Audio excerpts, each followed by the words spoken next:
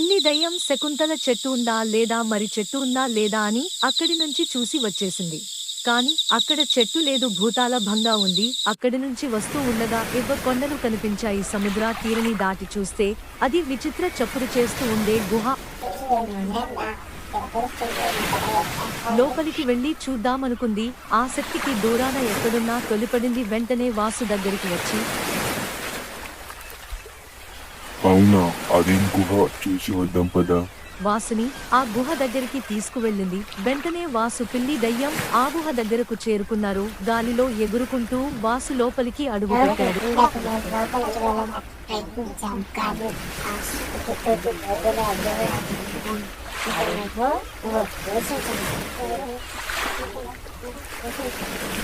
దీనికి సంబంధించిన గుహను నాకు అర్థం కాలేదు. కలిపి దయ్యం బయటనే వేచి చూస్తుంది. వాసు లోపల అంతా చూస్తే ఏదో శబ్దం వస్తుంది. అమ్మో, ఇది బంగారం. బంగారం నేను ఎప్పుడు చూడలేదు. ఇక్కడ ఈ పాడుబడ్డ గుహలో ఏం చేస్తుంది? లోపల ఎవరో ఉన్నట్టున్నారు. కితకితలు వినిపిస్తుంది. వెళ్ళి చూస్తా, ఆగు. అటువైపు వెళ్ళాడు. అటువైపు వెళ్లి చూస్తే భయంకరమైన గుడ్డి దయ్యం. ఇది ఇలా కొరకపెడికి నిద్రపోతుందేంటి? అసలు ఈ దయ్యం కదేంటి? దీని లోపల ఎవరు ఉంటున్నారో చూద్దాం, ఆగు. ఆ దయ్యం లేచి ఆకలవుతుందని బయటికి వెళ్లిపోయింది.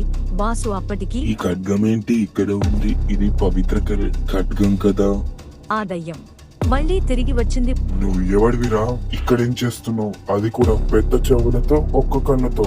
నువ్వు అంతం చేసి తీరుతా. అసలు నువ్వు ఎందుకు ఇలా కాపకాస్తున్నావు? ఈ బంగారు ఖడ్గం ఏంటి? అంతం చేస్తావురా? అంతం చేసుకోలేకపోతున్నావు. పాదాల భయంకరి చండికేశ్వర శిష్యుని అంతం ఉండదు. నేను అంతం ఇస్తాను. ఆ చండికేశ్వరి వచ్చేపుని మృతాన్ని వారికి విద్యతో బంగారంగా మారుస్తాను. వాసుకి ఆగ్యానికి హోరాహోరీగా యుద్ధం జరిగింది. వాసు శక్తికి ఆ దయ్యం తట్టుకోలేక పడిపోయింది.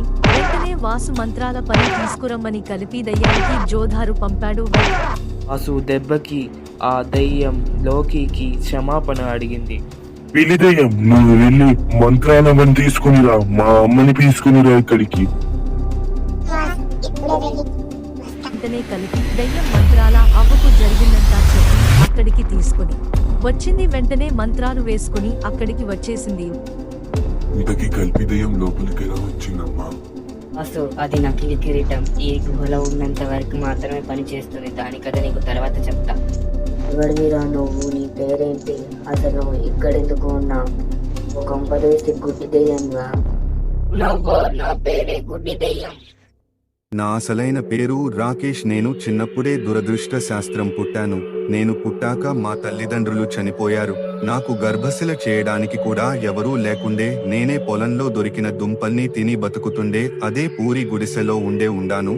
నేను మా పూరి గుడిసెపైన ఒక కన్ను ఉండేది. అదే చండికేశ్వరి కన్ను. ఆమె నన్ను గోత్రాల దేవాదికి బలి చేసింది. అసలు నేను బలికి కారణం మా ఊరి ప్రజలు. నన్ను అందరూ గుడ్డివాడా, చెవు పెద్దగా ఉన్నవాడా, దురదృష్టవాడా, దరిద్రుడా అని తిట్టేవారు. ఆ హేళనకి నాకే బతికి ఉండాలన్న ఆలోచన పోయింది. నేను అనుకోకుండా అడవిలో వెళ్తుంటే చండికేశ్వరి కనిపించింది. చండికేశ్వరి సామాన్యుడి కాదు. నీ చెవుని తగ్గిస్తా, మామూలు మనిషిగా మారిస్తే అని చెడుకేశ్వరి చెప్పింది.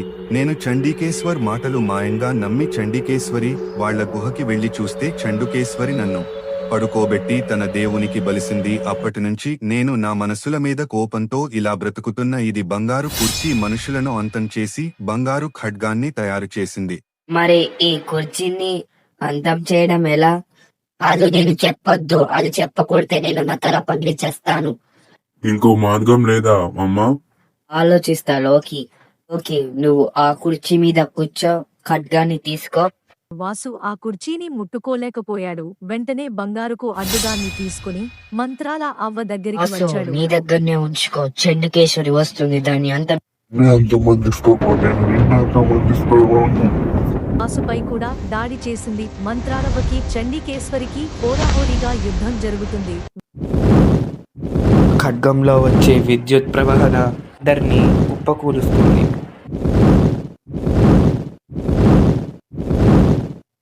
నీ అవ్వ గాలిలో ఎగురుకుంటూ చంపాలంటే బుద్ధి దయ్యం ఎలారా? దగ్గరికి చెప్పు వచ్చి నువ్వు, బుద్ధి ఇక దెయ్యం. మార్గం లేదు. అమ్మ చెప్పడం మర్చిపోయాను, తనకి చావు ఉండదు, వేరే వాడిని చంపుతుంది కానీ తన చావు ఉండదు. ఇంత బంగారం ఇప్పుడు వృధా అవుతుంది, దీంతో దాని కొడుకుని సృష్టిస్తుంది. ఇలా జరగనివ్వను. ఈ గుహలో ఏ విగ్రహం లేదు అంటే ఇది చండికేశ్వరి సొంత గుహ కాదు. నువ్వు ఇక్కడి నుంచి వెళ్ళిపో. నువ్వు ఈ గుహని అంతం చేసి ఈ బంగారాన్ని కరిగించేస్తాను. ఈ బంగారంతో ఏం చేస్తావా? ఈ ప్రజలకు పంచితే ముష్టి కూడా అవుతుంది, వాళ్ళు చచ్చిపోతారు. ఎందుకంటే చండికేశ్వరి. దీనితో నేను ఒక దయ్యాన్ని తయారు చేస్తాను. బేతాల కొండకి రా, నేను కూడా అందులో కలిపేస్తా. ఆ గుహని భస్మం చేసే ఆ బంగారాన్ని బాగా కరగపెట్టి అని ఆ బంగారాన్ని కలిపి ఇంకో దెయ్యాన్ని సృష్టిస్తానని చెప్పి అక్కడి నుంచి వెళ్ళిపోయింది.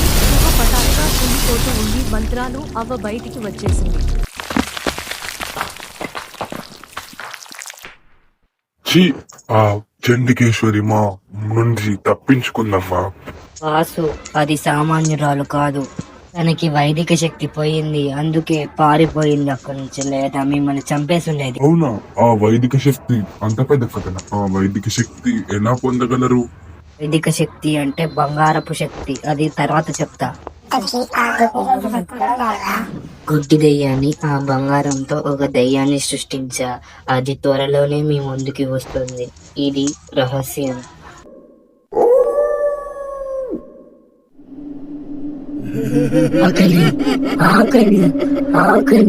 నీ ఆ ప్రేతాత్మ చుట్టుపక్కలంతా గట్టిగా రోదిస్తుంది. ఈరోజు జమీందారు కోడలు చావడం ఖాయం. ఈరోజు పౌర్ణమి, నన్ను చంపిన జమీందారు కోడల్ని చంపే తీరుతా. నీ ఆ పిశాచి ఎగురుకుంటూ ఆ ఇంటికి వెళ్ళబోతుండగా ఆ శక్తి దెయ్యాన్ని దూరంగా తుల్లేసి పడేసింది. ఇంటికి తప్పించుకో, మరో వచ్చే పౌర్ణమిలో నిన్ను చంపి తీరుతా, లేకపోతే నా పేరు సోనాలి దెయ్యమే కాదు, నా పేరు.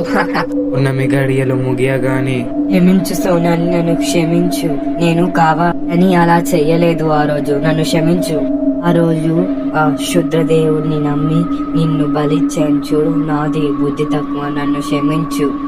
రానున్న రోజుల్లో నా భర్తకి కష్టాలు వస్తాయి, దయచేసి నన్ను క్షమిస్తే నేను సుఖంగా జీవిస్తా, నీ ఆత్మకి శాంతి కల్పిస్తా.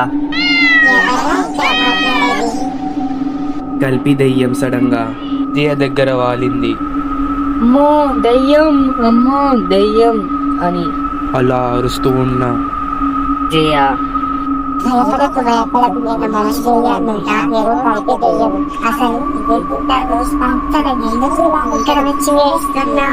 నా కథ చెప్తే నువ్వు ఆరుస్తావా తీరుస్తావా? నా సమస్య చెప్తే నువ్వు పరిష్కరించేదానియేనా? మాటలు మంచిగా రాకి. అసలు బాగుండేది సహాయం చేద్దామని దృశ్య రూపంలో ప్రత్యక్షమైంది. మాట్లాడతావు. ఆ సమస్య తెలిస్తే నువ్వు ఆరుస్తావంటే చెప్తా. నువ్వు నీ సమస్య చెప్పమ్మా. సమస్య చెప్తే నువ్వు తీర్చేదానివేం కాదు, కానీ ఇక్కడి నుంచి వెళ్ళిపో, నీకే మంచిది. నీలాంటి వాళ్ళతో మాట్లాడచ్చు, మాది విజయ అక్కడి నుంచి వాళ్ళ ఇంటికి పూరి గుడిసెలో వెళ్ళిపోయింది. ఇదంతా చూసిన కల్పి చూస్తే నాకే తెలియదు. అదే మర్రి చెట్టు దెయ్యం కింద పక్కన పడుకుంది, లవారింది. ఇంతలో అక్కడికి విజయ భర్త వచ్చాడు. దయ్యం రూ బాబు, మరి ఇలా ఉందేంటి దయ్యం? నేను మంచిగా నిన్న మీ భార్య మాటలు అన్ని ఆ చెట్టు దగ్గర విన్నా. అసలు ఏంటి భార్య ముందు ఆ చెట్టు కదా ఏంటి? అయ్యో, నా భార్య చేసిన తప్పు మేము క్షణక్షణం అనుభవిస్తున్నాం. అవునా? నా పేరు భరత్, నా భార్య విజయ. నాకు చిన్నప్పటి నుంచే అమ్మ నాన్న లేని నోటులో పెంచారు నన్ను. అదే మా నానమ్మ, ఇదే గుడిసె. అలాంటి సమయంలో నేను ఉద్యోగం చేస్తుంటే ఈ విజయ వచ్చి నన్ను పెళ్లి చేసుకుంది, అబద్ధము పెళ్లితోని. విజయ మంచిదే కానీ కొంచెం డబ్బు పిచ్చి ఎక్కువ. అలా ఆ డబ్బు పిచ్చితో నా చెల్లెల్నే చంపేసింది. నీ చెల్లెల్ని చంపిందా? నా చెల్లెలేం తక్కువ కాదు. నా చెల్లెలు కూడా బంగారం కోసం నన్ను విడాకులు తీసుకోమనేది. ఇద్దరు ఒకటే. నా భార్య తను తిని అన్నంలో విషం పెట్టి సోనాలిని చంపేసింది. అందుకే సోనాలి దెయ్యమై ఈ ఊరిలో పీడిస్తుంది. ఈ ఊర్లో మమ్మల్ని మాత్రమే పీడిస్తుంది, అంతే. ఇప్పుడు నా భర్త పద్ధతి నువ్వు ఇక్కడ నుండి ఆడుతూ పంచుకుంటా. నిరివున గాలిలో ఎగురుకుంటూ వర్ధినకి చేరుకొని జరిగిందంతా మంత్రమణికి చెప్పి సహాయం అడిగింది. తప్పకుండా సహాయం చేస్తాను, నడు వెళ్దాం. కార్పిని ఊరికి చేరుకొని చూస్తే అక్కడ భయంకరమైన మర్రి చెట్టు. ఓహో, ఇదా మర్రి చెట్టు, ఇదా శకుంతల మర్రి చెట్టు దెయ్యం ఇది. అవునా, ఈ శకుంతలలో నేను రాత్రి ఇక్కడ నుండి పోయానంటే నా ప్రాణం తల్లడిల్లిపోతుంది. రాత్రి అంత భయంకరంగా ఉన్నాయి. కల్పి దెయ్యం, నువ్వు వెళ్ళి ఆ విజయాన్ని తీసుకొనిరా. ఈ చెట్టు పని నేను పడతా. ఒక్క నిమిషంలో చీకటి పడబోతుంది, వెళ్ళు. దెయ్యం విజయ్ని అక్కడికి తీసుకొని వచ్చింది. ఆ రోజు పౌర్ణమి.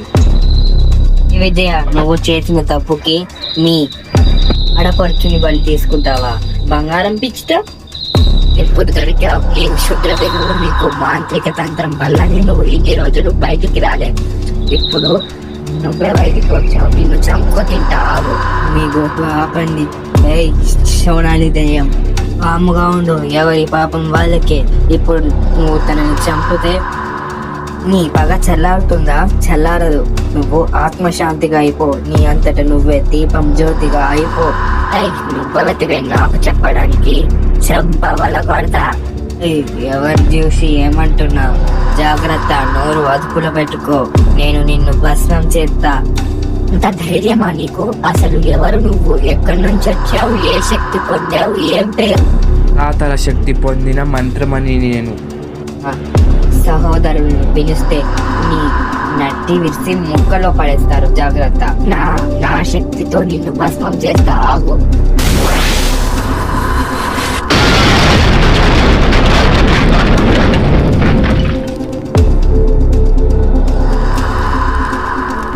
భస్మం చేయబోతున్న మంత్రాలవ్వ, నీకు ఎందరో శత్రువులు ముంచుకొస్తారు. వాళ్ళు నిన్ను పుర్రె పగలగొట్టేలా చేస్తారు. ఇదే నా శాపం. ఈ విజయ, ఇదంతటి కారణమైన నువ్వు కడుపు ఉబ్బి చచ్చిపోతావు ఏదో ఒక రోజు. ఇదే నా శాపం. అలా అతని శక్తితో శకుంతల చెట్టు నరికేసి ఎడికి మంటలు పెట్టేసింది. ఇప్పటికైనా బుద్ధి తెచ్చుకొని మారు విజయ, లేకపోతే ఇంకా ఇలాగే అవుతాయి.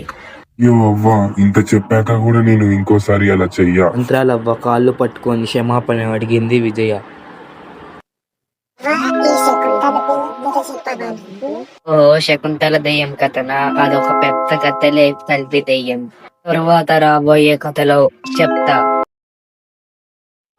2 సంవత్సరాల ముందు చండికేశ్వర్ అనే ఊరిలో ఒక అమ్మాయి రాత్రిపూట తన పొడుగు జుట్టు దువ్వుకుంటూ ఉంటే వెనుకాల ఏదో భయంకరమైన నీడలాగా ఆమెకి కనిపించింది. చుట్టువ్వుతూ ఉంటే వెనక ఏదో భయంకరమైన నీడ. వాళ్ళమ్మని పిలిచి కూడా చూపించింది. వాళ్ళ అమ్మ కూడా నమ్మలేదు అంట. ఆ రోజు నుంచి ఆ అమ్మాయి పిచ్చి పట్టినట్టు, ఏదో దెయ్యం ఆభరించినట్టు పిచ్చి పిచ్చిగా పెద్ద కండు పెట్టుకొని జుట్టు దూకుంటూ ఉంటుంది.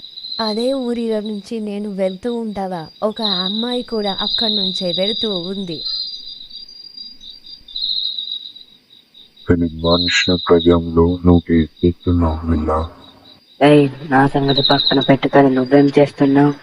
ఆ అమ్మ మంత్రాలవ్వ అనే మంత్రగతి ఇక్కడ ఒక పొడవు జుట్టు ఆమెకి దెయ్యం ఆవహించిందంట. అదెందుకో తెలుసుకోవాలి. ఆ దెయ్యాన్ని మా అమ్మ విడిపించిస్తుంది. ఏంటి, మీ అమ్మకు అంత శక్తి ఉందా? నేను చూస్తా, ఆగు మీ అమ్మ శక్తి. అబ్బో, నీ వెనకాల వచ్చిన ఆమె ఎవరు? ఆమె శక్తులను కలిగి ఉందనుకుంటా. ఏమో అమ్మ, ఈమె నీ శక్తి చూస్తా అని ఇక్కడికి వస్తుంటే తీసుకొచ్చా, అంతేకాని ఈమె గురించి తెలియదు. ఏం పిల్ల, నా శక్తిని చూద్దామని వచ్చావా? చూడు, నువ్వు కూడా ఏదో శక్తి ఉన్నట్టే దాన్నట్లా ఉన్నావు. అవును, నేను పాతాల శక్తి పొందిన దాన్ని. నీకేంటి? నేను క్రూరిమా శక్తిని పొందిన దాన్ని. క్రూరిమా అంటే అతల వితల సుతల మహాతల ప్రసాతల పాతాల శక్తులు కాకుండా ఇవన్నిటికి సరి సమానమైన శక్తి క్రూరిమా కదా. అవును పిల్ల, నీకు కూడా భలే తెలుస్తున్నట్టుంది. ముందు ఈ దయ్యం పని పడతా, ఆ తర్వాత నీతో మాటలు. ఏ ప్రేతాత్మ, ఈ పొడవు జుట్టామెను ఎందుకు ఆవహించావు? నీ కథ ఏంటో చెప్పు.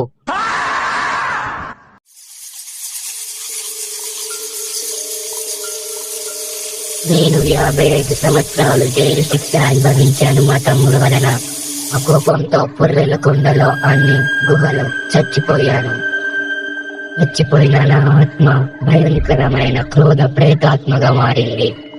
రాత్రిపూట పొడుగు చుట్టున్న వాళ్ళు జుట్టు విరబోసుకుంటే వాళ్ళని నేను ఆవహిస్తాను. అది ఆవహించడం అనను నేను, పగ అంటాను. నేను ప్రతి ఆడయించిన అమ్మాయిని పగ తీర్చుకుంటా. నాకు అబ్బాయిల మీద కోపం ఏమీ లేదు. నన్ను చంపింది అమ్మాయే. అదొక పెద్ద కథ. నన్ను బయటికి తీసుకువచ్చింది చండికేశ్వరి. చండికేశ్వరి చెప్తేనే చేస్తున్నావా? ఈ చండికేశ్వరి అంతం పట్టాలి ముందు. తకి నిన్ను చండికేశ్వరి ఎందుకు విడిపించింది? దేని వల్ల విడిపించింది అది చెప్పు ముందు. చండికేశ్వరి నన్ను ఆత్మగా ఉంటే తను నన్ను బంధలి ఉత్తరాలను చేసి ఇలా పంపించింది అంతే. ఒకవేళ మీరు చెప్పినా నేను అంతం కాలేను, అంతం అవ్వలేను. మీరు కూడా నా శక్తులతో అంతం చేయలేరు, మీ శక్తులతో కూడా మీరు నన్ను అంతం చేయలేరు. ఏదో మరి పని చెప్తా. ప్రభు ఆ కొండల బద్దికి బయలుదేరాడు. ఆ ప్రేతాత్మ మంత్రాలవ్వపై ఆ పిల్లపై దాడి చేస్తుంది.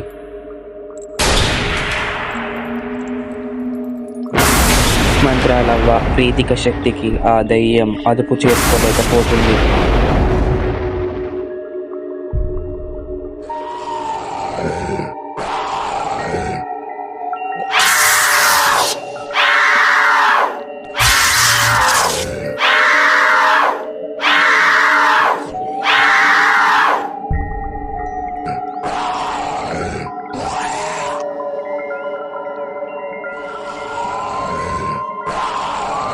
ప్రభు శక్తికి అక్కడ నిలవలేకపోయారు. ప్రభు వెళ్లి ఆ గుహని అంతా తగలబెట్టేసి వచ్చాడు.